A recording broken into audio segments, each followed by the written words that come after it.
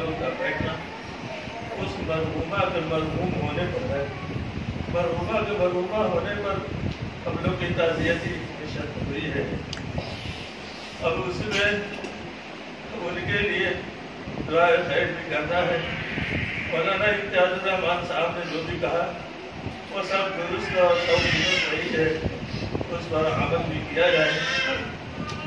بہرحال میں چند باتیں کہنے آیا ہوں آگے کی نسلوں کے لیے, جس میں ہمارے اس میں اکثر بھائی موجود ہیں اور بڑے بھتیجے اور بیٹے بھی ہیں. ان لوگوں کے پاس, سب کے پاس والدین موجود ہیں. ان لوگوں کی نصیحت کے لیے ہم لوگوں کے جو شاید تھا تو وہ دونوں ختم ہو گیا. اب جن کے ہیں ان کے لیے یہ نصیحت بہت ہی کارآمد ہے اور کارآمد ہوگی انشاءاللہ. یہ ایسے ہی ہم لوگ نہیں بیٹھے ہیں. یہ مولانا امتیاز الرحمان صاحب بمبئی سے چل کر آئے ہیں. آنا کوئی ضروری نہیں تھا, لاک ڈاؤن بھی تھا اور بڑی سختی بھی تھی, آنے میں بڑی دقت بھی تھی, مگر اس کے باوجود بھی باقی محبت میں اللہ تعالیٰ نے ان کو یہاں تک پہنچایا اور اللہ کی محبت یہاں کھینچ کر ان کو لایا.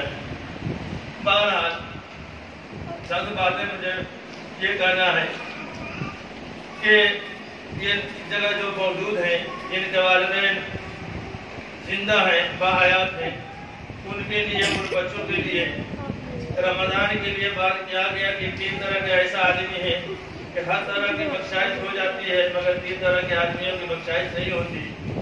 اور اس میں یہ بھی ہے کہ جس نے والدین کی خدمت کر کے جنت نہیں کما لیا وہ سمجھے کہ برباد ہے, وہ خاک و برباد ہو گیا. تو اس پر جبرائیل علیہ السلام نے آمین کہا تھا.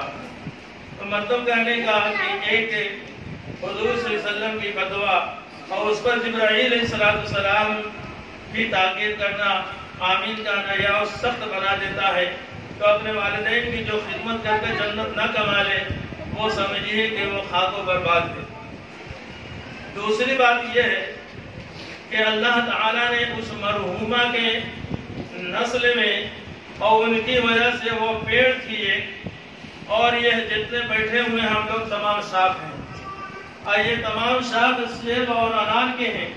اللہ تعالیٰ نے ہم لوگوں کو اس طریقے کا راستہ دکھایا اور بڑے بھائیوں کی تعاون اس قدر رہا کہ اللہ تعالیٰ نے سیدھا راستہ دکھایا اور پھر ہم لوگ سیدھے راستے پر چل کر یہاں تک پہنچے.